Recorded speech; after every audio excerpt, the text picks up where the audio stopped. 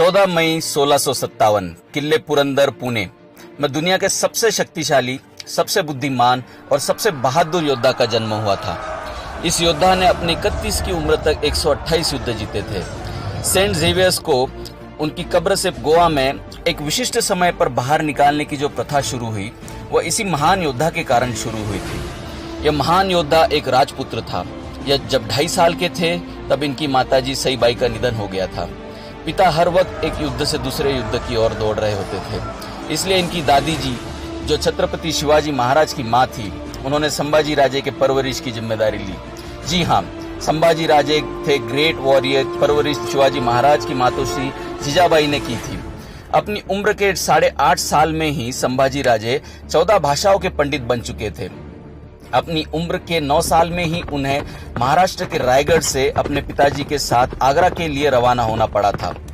आप सोच सकते हो कि एक 9 साल का बच्चा घोड़े पर बैठकर 1000 मील किस तरह से गया होगा, और औरंगजेब के बंदी बनाए जाने के पश्चात किस तरह से ये एक बच्चा अपने पिता के बिना औरंगजेब का बंदी बनकर रहा होगा। राजनीति का सही ज्ञान संभाजी राजे ने औरंगजेब के बंधन में रहकर ही सीख लिया था। अपनी चालाकी के कारण संभाजी ने औरंगजेब की कैद से अपने पिताजी छत्रपति शिवाजी महाराज को भी छुड़वाया, और कुछ दिनों पश्चात वे स्वयं भी छूटकर रायगढ़ पहुंच गए थे। अपने पिताजी शिवाजी महाराज की गैर मौजूदगी में संभाजी राजे जनता दरबार और न्याय दरबार खुद संभालने लगे थे। संभाजी महाराज का दिया हुआ हर फैसला जनता ने अपने सर आंखों पर उठाए रखा। उम्र के 14 बरस तक संभाजी विज्ञान, अर्थशास्त्र और युद्ध के सभी गुणों से संपूर्ण हो चुके थे। इस छोटी उम्र में उन्होंने 3 ग्रंथ लिखे थे, जिनमें से संस्कृत में लिखा नखशिकांत, नायिका भेद और 7 शातक आज भी काफी प्रसिद्ध है। इनमें से नखशिकांत में जो गणपति का वर्णन और स्तुति संभाजी राजे ने की है, वैसा वर्णन श्री गणेश का शायद ही आज तक किसी ने किया होगा।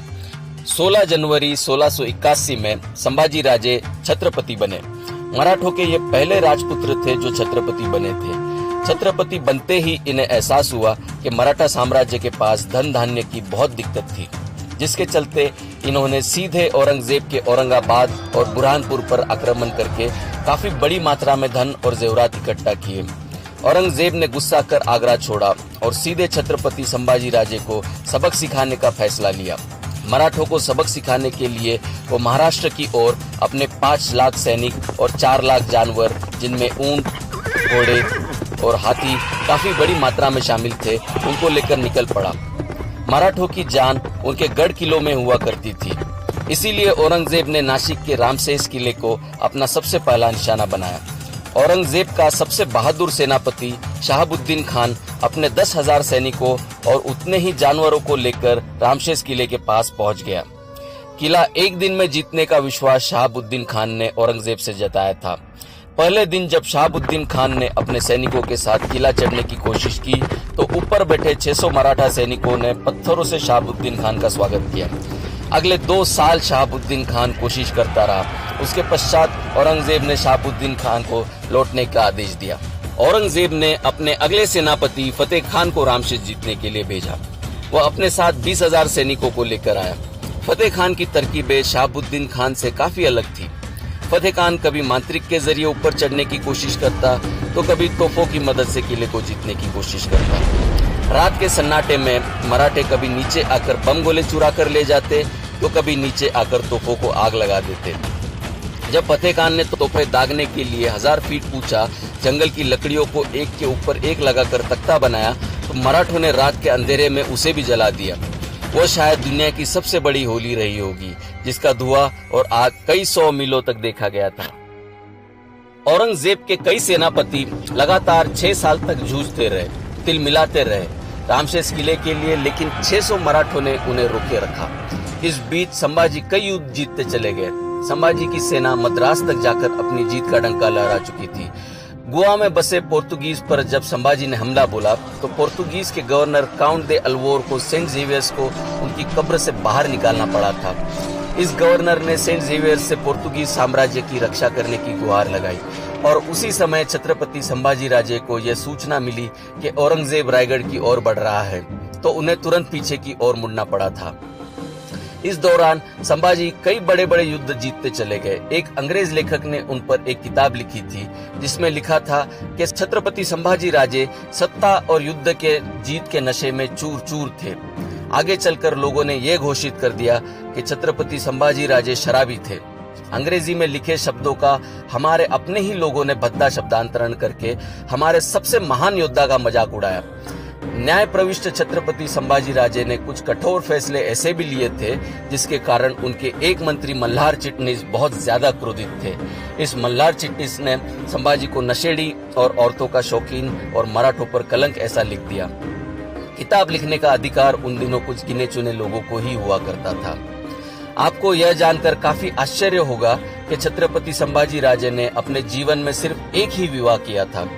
धर्म और न्याय का जो ज्ञान संभाजी को था वैसा शायद ही इतिहास में आपने किसी और राजा के बारे में सुना होगा। मंत्री और पंडितों से यह कभी देखा न गया और संभाजी राजे इन ज्ञान और विज्ञान के ठेकेदारों की कलम से बदनाम होते चले गए। संभाजी राजे से सीधे युद्ध में जीतना संभव नहीं था, इसलिए औरंगजेब ने संभाजी के नजदीकी रिश्तेदारों के जरिए संभाजी को धोखे से अपने रायगढ़ किले से दूर बुलवाया। अपने रिश्तेदार ने अपने साथ धोखा किया है, इसकी जानकारी जब संभाजी को हुई तो तब तक काफी देर हो चुकी थी। संभाजी अपने खास दोस्त के साथ अकेले ही रायगढ़ की तरफ निकल पड़े, लेकिन औरंगजेब अपनी पूरी सेना के साथ रायगढ़ को घेरे हुए था। जब संभाजी को निहत्था देख औरंगजेब की सेना ने घेर लिया तो काफी देर तक किसी की हिम्मत नहीं हुई उनके पास जाने की। दूर से ही रस्सियों का तख्ता बांधकर संभाजी को कैद किया गया। अगले 2 दिन तक लगातार औरंगजेब का सेनापति संभाजी को बिना रुके औरंगाबाद ले गया। अगले 40 दिनों तक संभाजी को तिल तिल मारा गया। कभी उनकी आंखें निकाली गई, कभी उनकी जुबान काटी गई, कभी उनकी उंगलियां काटी गई, तो अगले दिन उनके हाथ काटे गए, फिर उनकी टांगे काटी गई और 40 दिन के पश्चात उनकी गर्दन काटकर उन्हें मार दिया गया। 11 मार्च 1679 के दिन दुनिया के सबसे महान योद्धा का 31 की उम्र में स्वर्गवास हुआ। कुछ लोग उनकी मृत्यु की इस कहानी में भी नमक मिर्च लगाकर सुनाते हैं। कुछ कहते हैं कि संभाजी ने औरंगजेब का मजाक उड़ाते हुए कहा कि तेरी बेटी मुझे दे दे, जबकि औरंगजेब की बेटी संभाजी से उम्र में 20 साल बड़ी थी। कुछ लोग यह कहते हैं कि संभाजी ने मंजुला और कमला नाम की लड़कियों का चीर हरण किया, जिसके कारण कमलाबाई ने आत्महत्या कर ली। अगर इतिहास में झांक कर देखा जाए तो कमला नाम की औरत की पुष्टि होती है, जो संभाजी महाराज की मृत्यु के 12 साल बाद उसका निधन हुआ, और वह भी संभाजी महाराज से बहुत ज्यादा बड़ी थी। झूठी कहानियों के जरिए हम सबको बहकाया गया, फंसाया गया। एक महान हिंदू और मराठा राजा को बदनाम किया गया, जबकि वो दुनिया का सबसे बेहतरीन, सबसे बुद्धिमान और बहादुर योद्धा था।